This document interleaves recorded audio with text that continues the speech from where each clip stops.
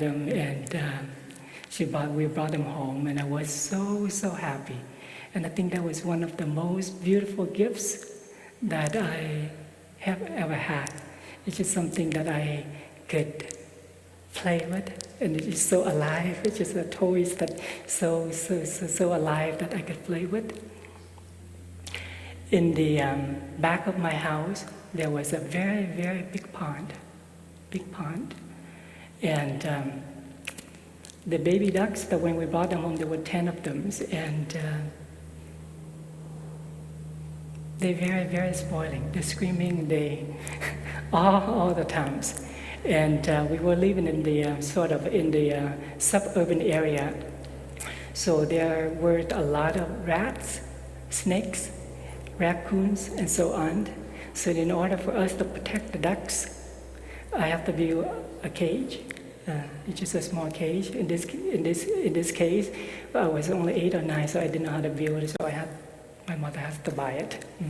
Just a small cage where we put all of the ducks in, so they can be protected inside the cage. And it's very interesting is that for the first couple of weeks or so, I have to choose the right kind of food that I actually can feed the ducks, the ducklings. The first couple of weeks or so, I had to learn how to cook rice and make it very soft, very soft. And then actually, in order for me to feed them, for the first week or so, just feed them just rice. And then as 2 or 3 weeks, and then I learned just to go pick the water fern or the water weed that actually floating on the pond. And I brought them home, and I chopped them along as catching the small shrimps, and then chops them in small pieces and mix them together, and then feed them. And then the 3rd week or so, and then I can feed them regular foods or so. Because the first couple of weeks, their digestion system are very vulnerable and very fragile. If we feed them something they cannot eat, and it's very easy for them to get sick or so. And then by the 3rd week or so, then I started to let them actually go and play in the water. But since we had such a big pond in the back of our house, there were a lot of big fish, like catfish, big catfish, and so on. And if we leave the ducklings swim freely, then it can be very dangerous for the big fish to eat them, to bite them. So what I did was I built sort of a net around a shallow water area, and I also built a small shelter next to it so that actually they can live in there. And the net is protecting the ducks from swimming outside and for the big fish to come in, so they actually have their own space and play in the water, whereas they can be safe. There were days that, so during the first few weeks or so, it was very easy taking care of them and lead them inside of that net area. And these ducks are very spoiling. I mean, every morning they get up very early. They get up like 5 or so. And then as soon as they're up, you can tell. It's very noisy. Very noisy.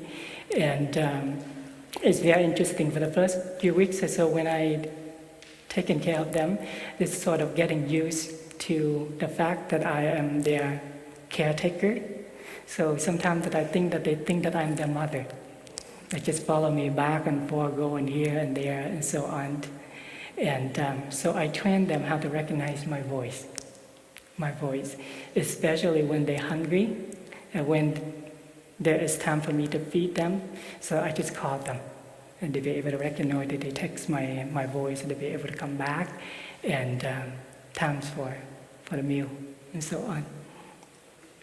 And then after the 3 weeks or so, and that is when I take off the net and I just let them swim in wherever they want to go freely that they like. It's a very big pond, and there's a lot of food that they can eat. So there were days that it was raining, So I'm afraid that the weather is so severe and they might get sick when they just enjoy themselves so much out there and they forgot to come home. So I have to go out there and to bring them back. So there are days like that I have to swim out and then I try to call them back. So with the voice, my voice, to be able to detect, mother is calling us home. So they just all 10 of them swimming, and I was just swimming right behind them and just leading them home. So there was a lot of days like that. So for me, that I enjoy those moments so much as a young boy, enjoy with the ducks, play with them, and feeding them, petting them, swim with them is a lot of joy for me. I remember the first 3 or 4 weeks or so, there were a couple of ducks who were not so content with the space that they had. So sometimes they try to sneak out the net so they can discover the world freely out there, what is out there. Even though there's a big area that I allow them to stay in here. But ducks are like human, they like to discover what is out there too. After for a while, they get bored. They get bored with the environment that they had, and they want to discover something new. So there was one day, there's one of the 10 ducks tried to sneak out that I couldn't catch it, and he swam all the way out. And somehow there was a big catfish, tried to bite his legs. So his legs are very, very, his feet were very, very small. So the catfish somehow snapped a piece of it. So when it was snapped, so that the duck was in pain, so he screamed. So that is when I overheard the voice, that I came out and rescued him.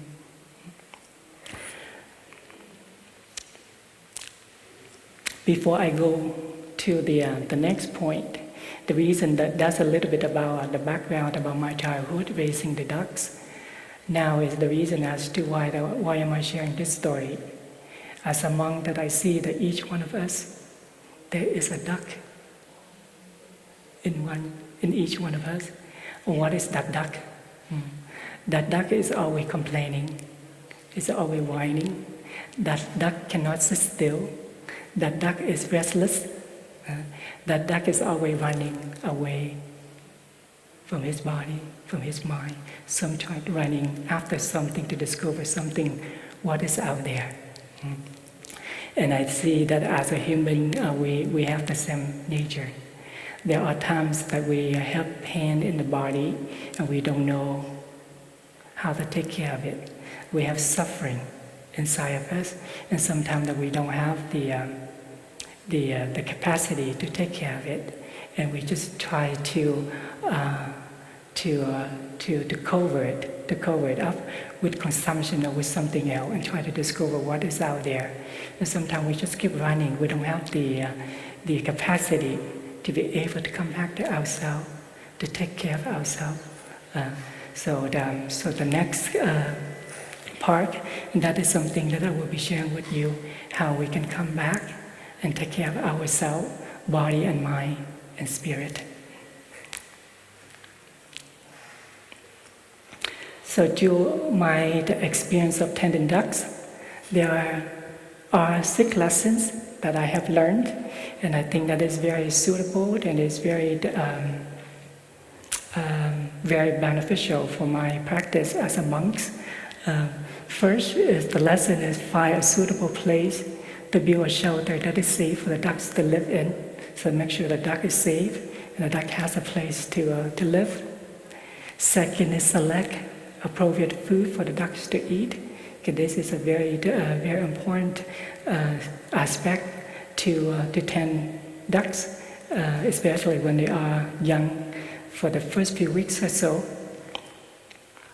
The third is to spread a net around shallow water area to protect the ducks from dangers.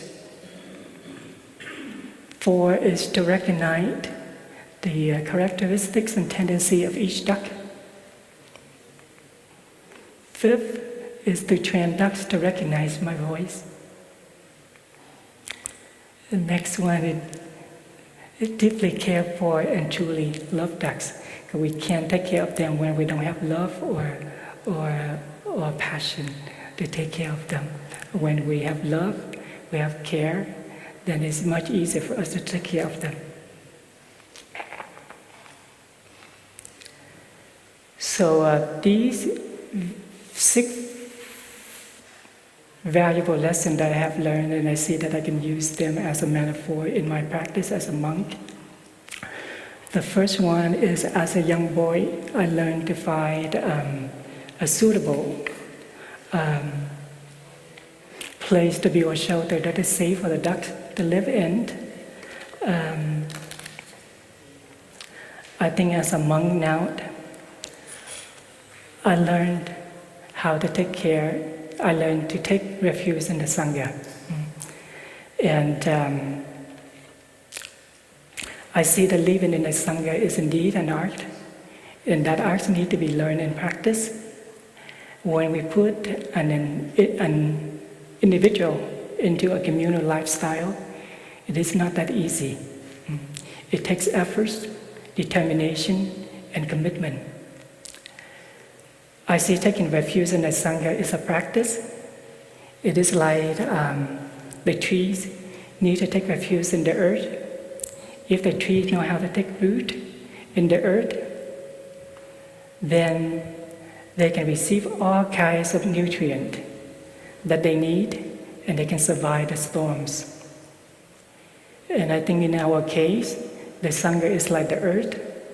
The Sangha provides strong foundation and has a great capacity and special energy which can protect, embrace, and support us. It helps us in many aspects on our path.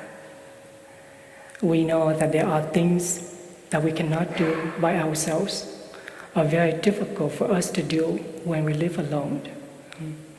But when we live in a Sangha, those things become much easier to do, and they don't take so much of energy.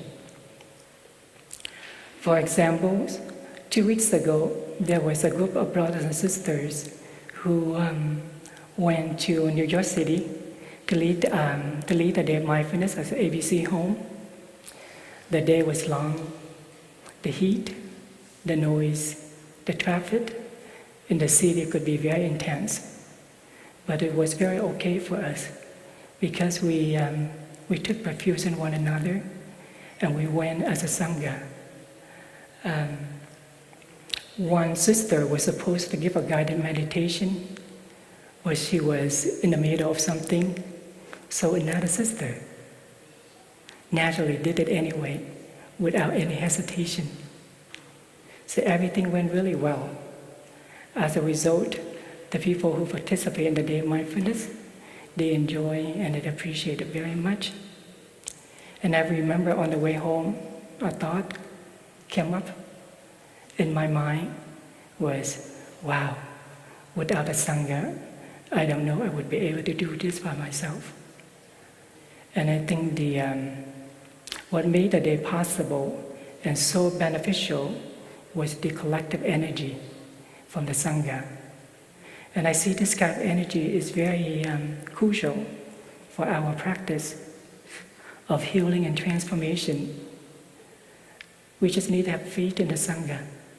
I feel safe wherever I am with the Sangha because I know that I'm well protected. In our tradition, we emphasize on using the Sangha eyes. Generally speaking, each one of us, we have our own way of seeing or doing things.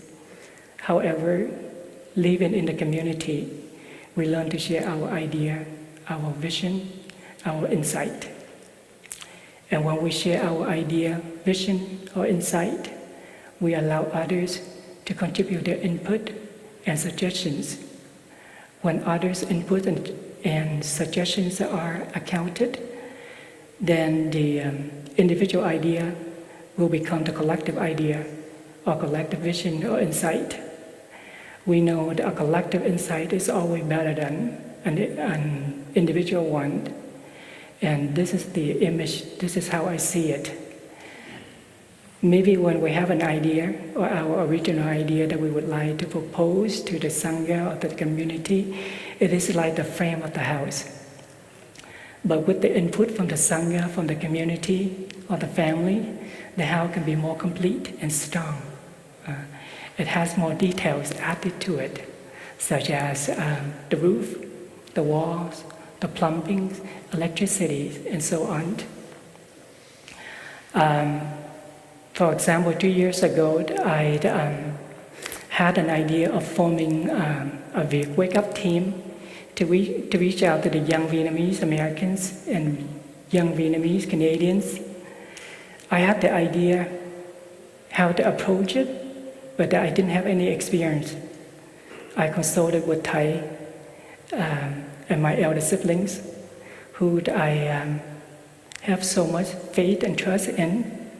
I knew that I couldn't do it by myself. And I had to learn to take refuge in Thai and my elder siblings. So I came to them, I asked for their support, I asked for their input and their insight. Because I know that my elder siblings, they have had a lot of experience how to organize retreats or events here and there, so they'll be able to help me. So together, Thai was very supportive for the idea, as well as my elder siblings, very, very supportive, and they gave me a lot of wonderful input. So together we formed such a strong team. Since then, the Wake Up movement has become the Sangha effort. It is not something, it doesn't, something that actually is no longer isn't my idea, it's actually is the Sangha idea. Let us listen to oneself the bell before we continue.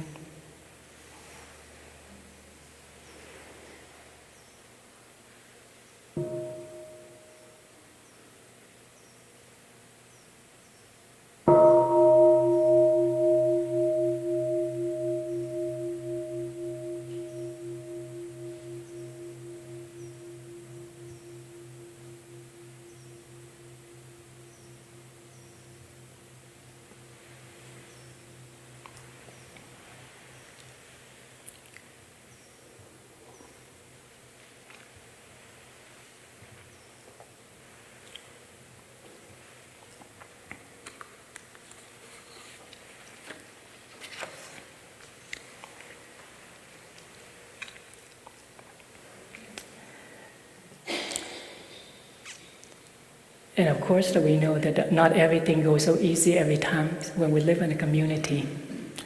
Sometimes I may have different view from the Sangha about certain things. This may also mean that I may not in agreement with some of my elder siblings' views. However, for me, is that living in a community for some time, what I have learned is to flow with the Sangha, just to flow with the community, to flow with the family. Harmony is more important than anything else. It's not worthy to argue about something, especially something that is not too important and it may harm the relationship. But what more important is the harmony within. So before that we learn how to try to harmonize with the community, with the Sangha, first let's make sure there's a harmony within. And for me, that I see there's a correlation between those two. Once we actually be able to let go of the views, the idea, and to be able to harmonize with the Sangha. And at that particular moment, harmony is started within. There's also, as soon as we be able to release that view, that idea, then we will peace, will harmonious inside. So for me, that I see when there is harmony, then there is peace. So for me, that is something that's very clear. So letting go is a practice, even letting go of our own view. To me, accepting the Sangha view, input or guidance, it means taking refuge in the Sangha. So that's what it means. And coincidentally, that this morning that we actually chant the 3 refuges about I take refuge in the Sangha, the community that lives in harmony and awareness. Taking refuge in the Sangha, dwelling in the refuge, the Sangha, shining light that support me, keeping my practice free of obstruction. And then last, taking refuge in the Sangha in myself, I aspire to help all people, beautiful communities, to embrace all beings and support their transformation. But in order for us to do that, we have to learn how to harmonize the view. And in order to harmonize the view, again, is to be able to let go of our own views.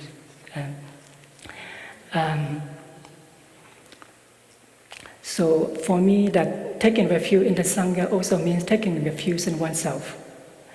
When there is an emotion arises, we know that we shouldn't say or do anything until that we are calm. We come back and we take care of our emotion, coming back to our own islands, and then just simply follow our breathing. Thầy has taught us, each one of us is a cell of the Sangha body. So when we take a good care of ourselves, then we also take a good care of the Sangha. For me, as a monk practicing here in the Plum village tradition, and for the past 9 years or so, I've been a lot of joy and fun. I mean, there were moments of up and down in the community, but overall that I feel very fortunate as a monk living in this community. And I feel very happy for the lay friends who live close by the monastery and have an opportunity to come and practice with us. We know it is much easier to practice with the Sangha than practicing alone. So if you live far away, and if you haven't had a Sangha to practice with, you may want to consider to join a Sangha or establish a Sangha where you live, so that you'll be able to receive the support and nourishment in your daily life. And I see that a Sangha is a very safe place for us to take refuge, because it is where we can be protected, embraced, and loved.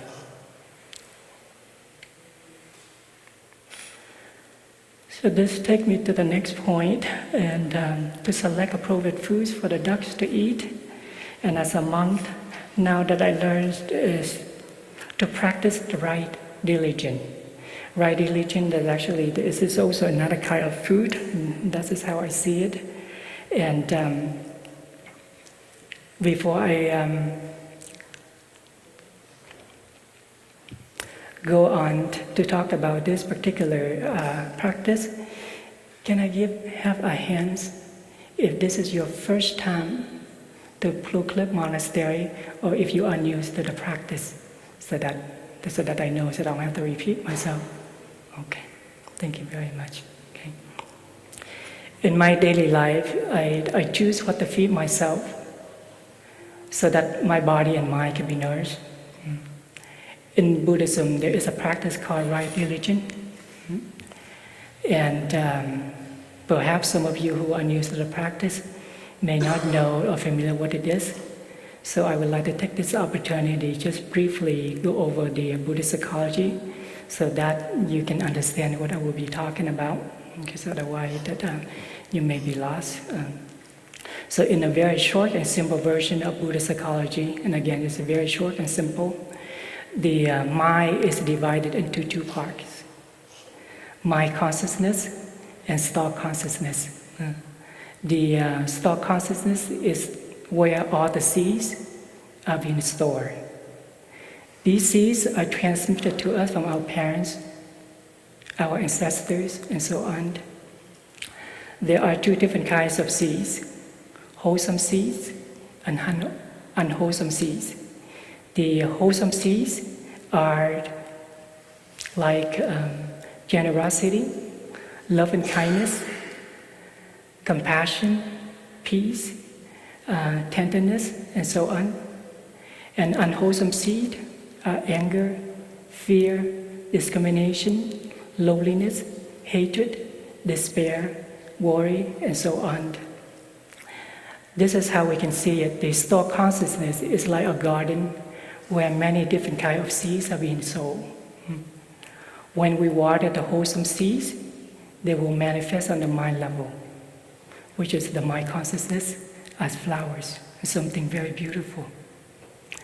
Whereas if we water the unwholesome seeds, they will manifest as weeds. Something is not very pleasant. So the practice of the right diligence, it has 4 steps. The first step is to water the wholesome seed to come up. So the wholesome seeds here is the seed of joy, seed of love, seed of compassion, and so on. My practice is every day that I choose to live positively by watering seeds, good seeds in me, like the seeds of peace, seed of stillness, seed of love, for them to grow. Outside the Sangha activities, I usually like to go for a walk in the wood, or just to look at the flowers in the garden. Watch the rabbits and the baby deers running around. Just be able to get in touch with the nature. And I also enjoy relaxing myself on a hammock. It's a good way for me that I find is very relaxing. It's a good relaxation for me to do. I like to let myself bath and nourish by nature and all of these wonderful creatures, which I'm able to learn so much from. I think a few days ago, after dinner, I went for a walk around here, just in the Green Pine Hamlet. As some of us who've been here long enough, the last few days, we may have seen there's a lot of deers, rabbits, and so on. They're running around, and they are very adorable. And that evening, when I was taking a walk, while I was enjoying my mindful steps, I saw a rabbit run by, and I stopped. She stopped. She stopped right in front of me, and she looked at me, and I looked at her, and then she started to enjoy her dandelions flowers. I didn't say anything, I didn't do anything. I was very motionless. And she looked so free and so still. And she has no fear at all. It's like she didn't even care that I was there. So she would just enjoy eating the dandelions flowers after one another. And I just stood there still, and I just watched and observed her. And it was such a wonderful experience when we get in touch so deep with life. And at that particular moment, when we have no reaction, nothing at all, it's such a simple recognition. It just be. For me, it was so profounding. It was so deep. And I appreciate it. I enjoyed that experience so much that day. The second steps of the right diligence is to maintain the wholesome seeds while they are manifesting. Every day I walk into this meditation hall, I try to look at the picture of my mother on the altar. My mother, as I shared earlier, that she passed away 9 years ago, right after I ordained to become a monastic. Every day that I walk in, I try to look at her pictures on the altar so that I can be reminded all of the wonderful qualities that she had transmitted to me and how I should continue to develop these qualities in order for me to be truly her continuation. It gives me a lot of gratitude about life and about who I am. My mother and I, we were very close when she was still alive, and I think that we are even much closer now. Even though that we're not physically or spiritually, we are very, very close. It's something to be able to communicate with her, and be able to see her inside of me, than it's just the form outside of me. And just that kind of wisdom, it gives me a lot of happiness every time that I actually confide with her within myself. So my practice is wherever I go, I often invite her to come with me and to walk with my feet. I usually do this before I go on an airplane. It's kind of funny, before I became a monk, I thought that after becoming a monk, I just stay put where I am, do gardening, do sitting meditation. I don't have to travel, but totally opposite. After becoming a monk, then I have discovered that we travel quite a lot. So my practice is everywhere that I go, I bring my mother with me. I invite her to walk with me. And maintaining this awareness about my mother, it has been giving me a lot of gratitude and happiness about life. So I see that nothing is really lost. All it takes is just the awareness that my mother is still there and she is still is within me. And to maintain that awareness to our daily life, it is a practice. Sometimes we have the awareness, we have the wisdom, it's there, but to maintain it, it is a practice that we have to live with. And if our practice is strong enough that we be able to stay with it, and then gratitude and happiness is always there with us. The third aspect about right diligence is to avoid water the negative seeds that come up. In our tradition, we have learned 3 ways to preserve energy, which are breath, sex, and spirit. Most of you, if you've been here long enough, you probably know that I'm a very quiet person. Generally, I don't talk much because I figure it is a great way for me to preserve energy. I try to minimize engaging in a group discussion, especially a conversation, a discussion that is not something that I find so nourished. I see that when I talk a lot, I feel very tired afterward. It's not only causing the exhaustion for the body, but it also affects the mind. But of course, that we know that when we talk, we need to communicate. It is important to keep the communication flows. But when I see that I don't need to talk, then that is when I learn how to preserve my energy. I actually learned this from being near our teacher, being near Thai, how to preserve energy and try not to consume the energy by talking so much. And through my experience, I see it's actually a great way to observe the mind, especially avoiding the negative seeds that come up, like fear, anger, agitation, worries, and so on. We know that when we get so much in conversation or something and we talk, sometimes that we are not so mindful and we unintentionally we water negative seeds, something in the other people. So that is something that I avoid to do. The last aspect of the right diligence is, if a negative seed already manifested, try to bring it down as soon as we can. And I have a very interesting experience about this particular practice. Last autumn, I had a very strange mental formation coming up from my afternoon nap. During the nap, I had a dream. I saw that I was with Thai, my teacher, and many of monastic siblings were around.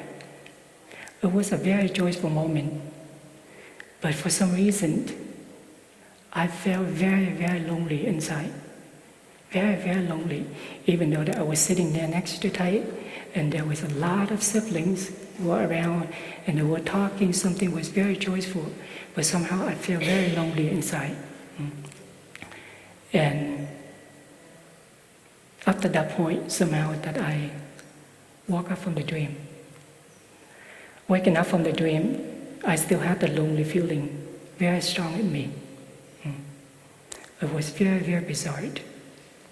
At that moment, I was fully aware that I was having a mental formation of loneliness. So I sat up. I took a few mindful breaths, so that I can reestablish my balance before getting up my bed. Then I slowly walked over to my cushion and I sat down. I began to follow my breathing and anchor my breath. And each breath that I took, I followed from beginning to the end. Breathing in, I'm aware of my breath. Breathing out, I'm aware of my out breath. So I just in breath, out breath, follow from beginning, follow to the end. So each step like that, and I try to anchor it. It took about 10 minutes or so. After 10 minutes, the feeling of loneliness is slowly calming down, calming down, calming down. And at one point, that I feel so relaxed and at ease because the feeling of loneliness was gone. So I decided to channel the energy. Now that I'm okay now, that mental formation, the emotion is well taken care, and I want to channel something else is more joyful, more wholesome. So I decided to go for a walk. And you know, autumn here in the upstate New York is so beautiful. Here in Blue Cliff Monastery, and I think this is one of the reasons actually calling me to move here. It's so beautiful here during the fall.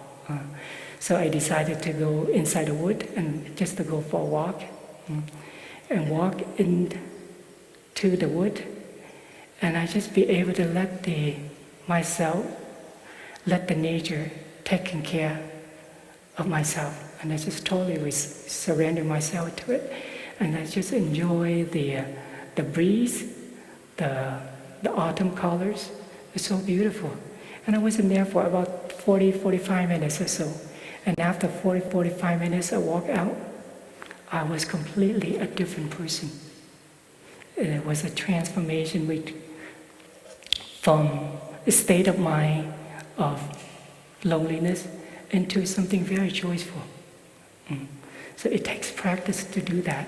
So that day I came back, I was like, wow, what an amazing experience.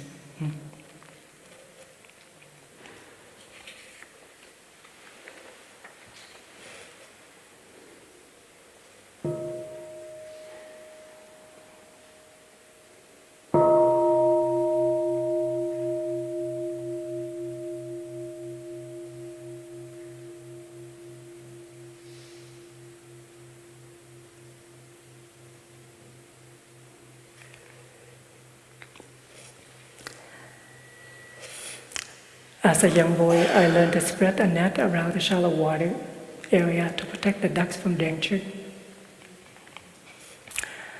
As a monk now, I learned to understand and practice the mindfulness trainings. I see now today that our lives are much more difficult compared to the earlier generations. As we become more modernized and advanced in technology, I see life has become more sophisticated. We encounter more worries, stress, fear, and so on. And even sometimes we have no sense of direction in life, especially for the young people. And we do not know what to do with our life. So therefore, the practice of mindfulness is so crucial for our modern time. It enables us to recognize what is happening inside of us and around us in a very present moment. For me, that I see that our mind is like the ocean. It's very vast and mysterious, where there are many monsters ready to eat us at any time. Therefore, the mindfulness practice or the mindfulness trainings are like the net, protecting us from these monsters, which may harm us. In our case, The monsters can be loneliness, fear, despair, hatred, discrimination, depression, anger, and so on. You name it. Each one of us, we all have these seeds in us. And these seeds that actually, as I shared earlier, is in our thought consciousness. In our Fourfold community, we practice the mindfulness trainings.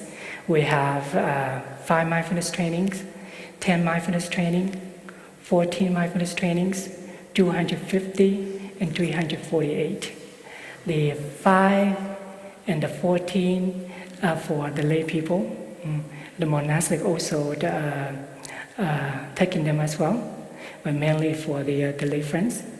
And for the novices, they practice the 10 mindfulness trainings, 250 for the bhikshu and 348 for the bhikshunis. The bhikshuni, the sister, are practicing very well, so that's why they take 348 more than us. But although that we have many mindfulness trainings, but the 5 mindfulness trainings are the foundation of all of the trainings. Generally speaking, when a practitioner observes the mindfulness trainings, he or she knows how to take care of his or her anger when it arises. For example, in the 14 mindfulness trainings, the 6th mindfulness training is about taking care of anger. Breathing in, I know anger is manifesting in me. Breathing out, I smile to my anger. So smiling is just a way to recognize, anger is there, and I'm here to take care of you. Just simply, that's what that means. So when recognition is there, the anger will slowly loses strength. And when we practice like that for a few minutes, the anger, the same way with loneliness, slowly will go away. So when we are calm, we can look deeply into the source or the cause of our anger. It helps us to understand how anger comes about. So when there is understanding, there is love, there is no longer reproach or anger. So for me, that I see taking care of anger is very important. If we don't take good care of it, then our actions of body, speech, and mind can be very destructive. It may cause suffering to ourselves as well as others.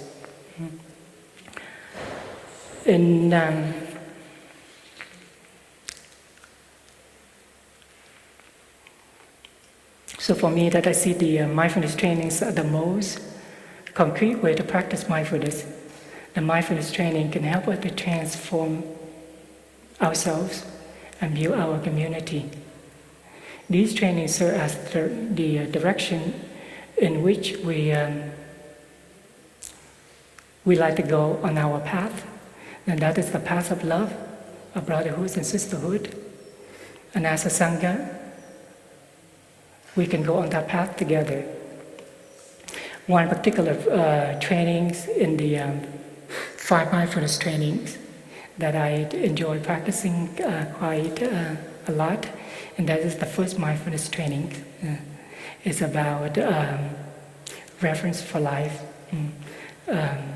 And most of the mindfulness trainings begin with aware of the suffering caused by I am determined. So in this case, the first mindfulness training is aware of the suffering caused by I am determined. No killing, and so on, etc. This particular practice has given me a lot of joy, and my practice is every morning when I get up. When I take the first step outside of the house, I make sure that I'm aware with that steps. And as soon as I see there's an insect that's right below my feet, and I'm mindfully, and I see it, and I just slowly mind my feet over. When I be able to detect that, it gives me such a a feeling of joy that, I just saved an insect. I just saved an insect, and I know that, I'm really mindful. So I know what the level of mindfulness is. But if I unmindfully or unintentionally I step on an insect, an ant, then I know that I am not mindful enough.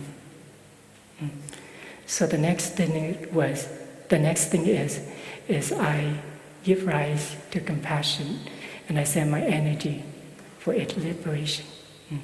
And I make a vow, and I aspire to myself, the next step that I make, that I have to be more mindful. So for me, the practicing mindfulness training is just when we practice in that spirit, it's so much easier, and we can cultivate joy, peace, love, and happiness. It is all about mindfulness. It is about awareness.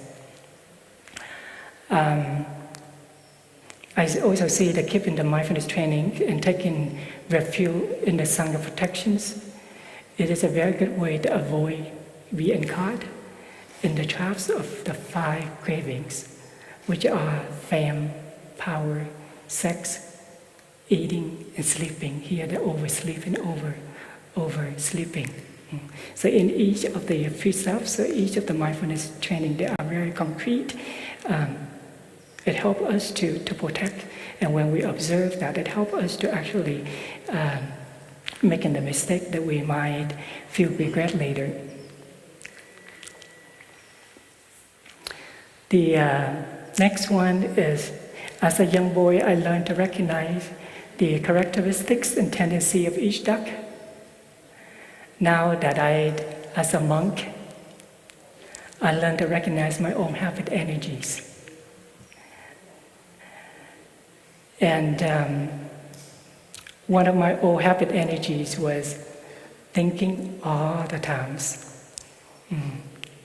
And I remember that when I got up, my mind started to think. My mind to think about many, many, many things. I thought about my workplace, and this is before I became a monk. What I will be doing at work? What projects are waiting for me at work? What breakfast should I have this morning? Will the bus be on time? And so on. So it's all of these thoughts actually arise as soon as I get up. And I see that I wasted so much of energy for having all of these thoughts. And I think it's in our tradition, Thai has taught us what we call as an NST radio, is a non-stop thinking radio, a broadcast all the times. So our practice is come back and be able to detect and recognize this habit energy. So after I became a monk, I have learned the art of stopping the thinking, the habit energy, the forgetfulness. For instance, now as a monk, every day that when I get up, as soon as I get up, as soon as I open up my eyes, I remember to recite silently a morning verse, which is most of the novices, when we are novice and we learn how to do this, or remember this Agatha, waking up this morning, I have 24 hours, brand new hours, and I vow to live fully and to look alive with the eye of compassion. For me, this verse reminds me, smile gently, that I have a whole new day ahead of me, and just live in such a way that I can enjoy fully the 24 hours ahead of me with the eyes of compassion. And while I'm still on bed, I sit up in stillness and I follow my breathing for a few minutes. And this again, it helped me to reestablish my balance before I get up. Before I get up to hold my blanket, and as I fold the blanket, I know that I'm folding the blanket. If there is a thought that comes, even a thought that, let's go to the restroom, then I'm aware that there's a thought that's coming up, they try to rush me. So for me, that is very interesting that every morning, just a simple things like this they do. And I see it is a practice, it's training the mind, to slow the mind, to train the mind. Every night before I go to bed, I usually leave my slipper on the right side of the door. So after folding the blanket, I walk to the door. And sometimes that my hand is so quicker, it's so much quicker than my feet, which means before I have a chance to put on my slippers, then my hands already wrap the doorknobs and turn it. And when it's turning, my mind is already outside of the door. And when I'm able to recognize this, I'm just simply smile to my mind, and I just slowly slap my hands. I say, what's the rush? What's the rush? Just enjoy, take your time. So after using the restroom, usually I just like to sit down to enjoy my cup of tea for some time in silence, and before I go for sitting meditation in the morning. And for me, that this particular practice, it helped me so much, especially that I see that when we begin the day, if we begin the day rushing, then for the rest of the day, we just set the pace for the rest of the day that we are rushing for the rest of the day. But if we start the day slow, in peace, in mindfulness, then we actually set the pace for the rest of the day.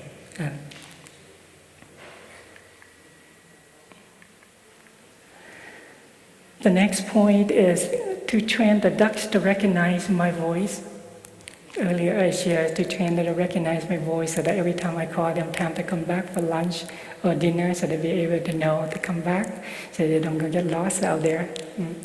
And now as a monk, I learned to observe my actions of body, speech, and mind.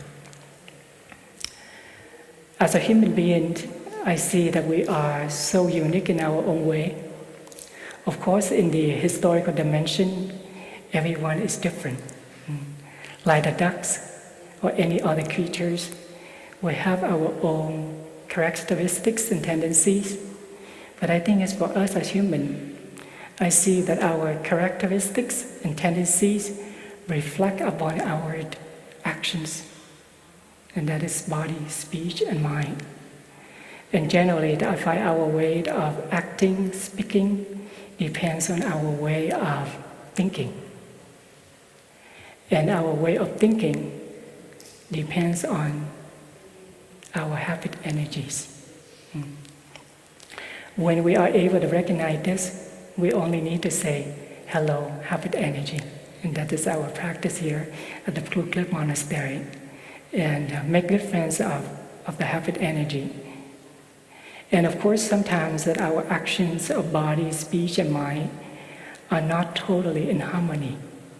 What that means is that we may think of something, but on the other hand, we say or we do things totally opposite.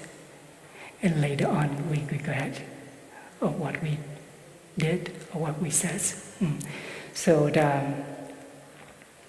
I see how crucial it is to observe the action of body, speech, and mind, so that we be able to see which are worthy and which are not. And of course, in order for us to do this, we must know the practice of mindful breathing. It is an important link. When we concentrate on our breathing, we bring the body and the mind back together, and they become whole again. If we practice breathing mindfully and touching the healing and refreshing elements that are already within and around us, we will find peace and solidity in our daily life. Last but not least, as a young boy, I learned to deeply care for and truly love ducks. Now as a monk, I learned to nourish my bodhicitta, which is the mind of love. And I think this practice is very crucial for us as a monks or as a nuns. Bodhicitta means the mind of love, but in our tradition it also means the beginner mind. The bodhicitta, the mind of love, is something that's very, very beautiful. Whatever can be more beautiful than the mind of love. As we know, everything needs food to survive, and thus including love. When we first ordain, we have a deep aspiration, the deep wish to cultivate understanding in ourselves in order to bring happiness to many beings. For me, that I see it is the motivation force to practice the mindful living. However, as a human beings, we have a tendency to get bored or to get uninspired with times. As times go by, we become uninspired. In some cases, we may even get burnt out. And I think this is true for everyone. As I said, this is just a human tendency. It's true for everyone, and this including social workers, peace activists, and so on. So our practice is how can we nourish our mind of love. For me, in my daily practice, I learned to nourish my mind of love to just the simple things that I do. It doesn't have to be something very big and something very profound, because we know that we have to start from the first stage. Just like when we want to build a high-rise building, we have to start it out with the first floor, the foundation. And I think that it's the same way with cultivating the mind of love. And we can just start it out with simple things. For example, when I cook a meal for the Sangha, when I make a meal for the Sangha, I like to see it as it is a joy, it is a privilege to serve the Sangha, but it's not a responsibility. It's not a responsibility. I have a privilege that I'm here, I live in the community, and I serve. Here for the brothers, we have 6 rotations, 6 teams.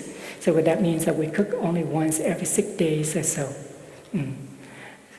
So every 6 days, when my turn is to cook, I'm very happy that today I have an opportunity to be able to serve the Sangha to the way that I cook. And in that spirit, and I see in that spirit, seen as a privilege, as a joy, but not a responsibility. And I see the work is very light and it's very easy, and we actually can enjoy more when we cook or when we do some other things. In our community, there are brothers and sisters who enjoy gardening. Another example, for example, Brother Phap Nguyen and Sister Tam Mui. They have the passion to beautify our gardens for everyone to enjoy. And I am one of the people who enjoy and appreciate it very much. Every time I go for a walk and I see the gardens, the flowers are so beautiful, and it gives me a good sense of gratitude. I appreciate the people who plant them. And I know that they plant them, they're taking care of them with their heart, with their love. So with that awareness, I have so much gratitude for those people. And I see that these people, they nourish themselves by gardening. And therefore, I don't see that they see the works as a responsibility. And they do it joyfully and effortlessly. So for me, I see this is an act of love. For me, that I see cultivating love doesn't require so much of efforts or big action. It can begin with simple acts. For example, in the morning when I use a sink to brush my teeth, I think of my brothers who will be using the sink right after me. And as soon as I think, or I have the awareness that my brother will be using the sinks after me, then I know what to do. Then I know that I have to clean the sink after I finish. Of course, once in a while, with my forgetfulness, I forget and I walk away. And as soon as I realize that I forget, I come back and I clean it. In our tradition, we also learn that love can begin with oneself. When there is a tension or pain in our body, we come back and we take care of it. or when our mind is at a state of agitation, anger, worry, fear, we learn to recognize and embrace it so that we don't get lost in dispersion or confusion. To me, taking care of oneself, it is also an act of love. So when we are capable of loving ourselves, then it becomes very natural for us to love others. So for me, that I think as a monk, I have a great fortune to serve the fourfold Sangha. And this has brought me a lot of happiness. Each one of us here, we receive $50 a month. And for allowance, it is for us to buy some personal items, such as toothpaste, telephone cards, or cookies. But however, that $50 allowance, it brings us a lot of joy and happiness. It's not the money itself, but the fact it is something from the community, for community. But the greatest joys and happiness that we receive, or the greatest paycheck that we receive, what we call, is your happiness, is your transformation and your healing. So every time that we see that you come here, whether you come to the monastery or you attend our retreat, and you have joy, you have peace, you have transformation, it makes us so happy.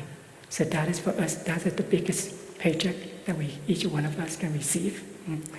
And for the last 30-something years or so in Plum Village, we have seen and we have witnessed so many cases that are helping people who come to our monasteries or our practice centers or our retreats.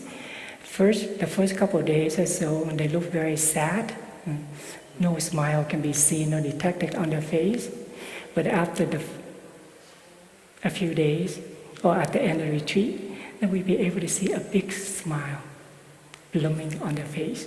But for us, when we see the transformation, healing like that taking place, then it is for us, that is a big paycheck, it's a big nourishment for us. Last but not least, and I see that being a monk or being monastic, for me, my practice is to learn to love a little bit more each day. Just to set it a symbol like that, just learning how to love. Learn how to love a little bit each day, so that my heart to be able to open a little bit more and more every day. And I love in such a way that I can maintain my freedom, so that I don't get attached to it. So that is my practice. So last, this will come to the conclusions. For me, that is a transition between from childhood into monkhood. That I see this, I have gone through so many things in life, and I see everything in life is a lesson to learn. Whether it's a good lesson or it's a bad lesson, it is a lesson to learn.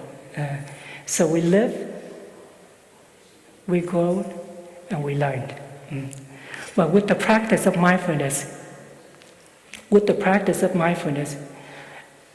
it enables us to be able to come back to the present moment, be able to see what is actually happening inside of us as well as outside of us, so that we'll be able to know what to do and what not to do at that particular moment.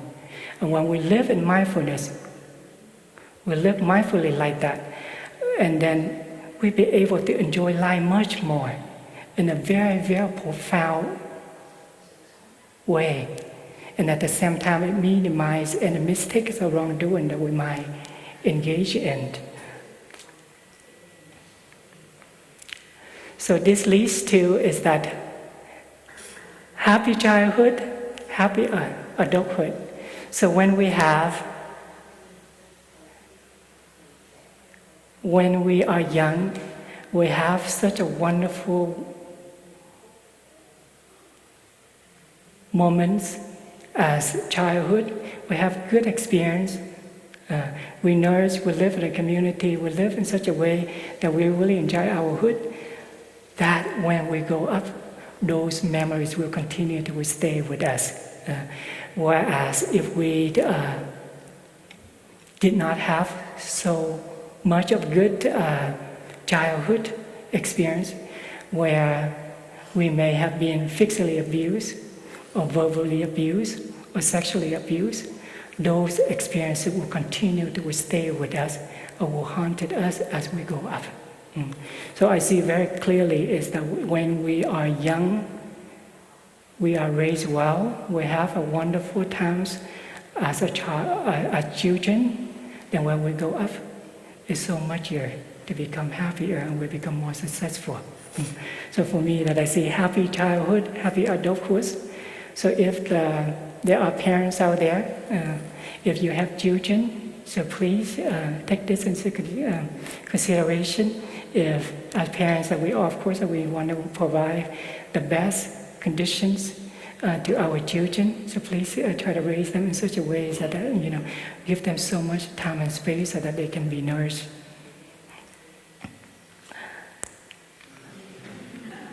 So last but not least, and this leads all the way to the end, happy monks, happy nuns will change the world.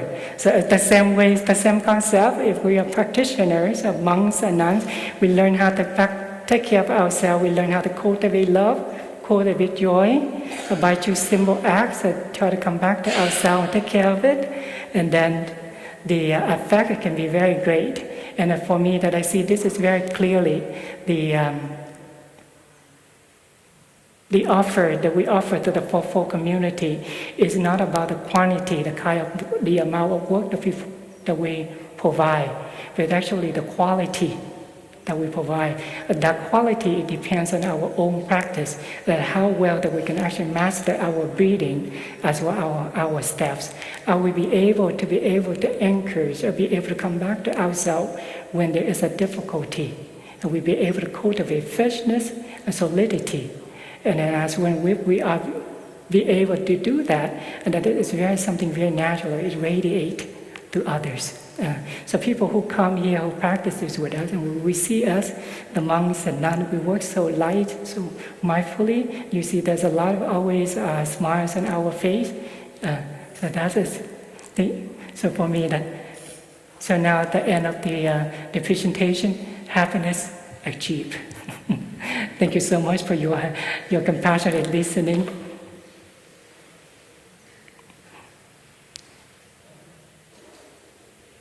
Let us enjoy it, three sounds the bell together, aware that this moment that we have together, this may be the last moment, the only moment that we have in this particular present moment.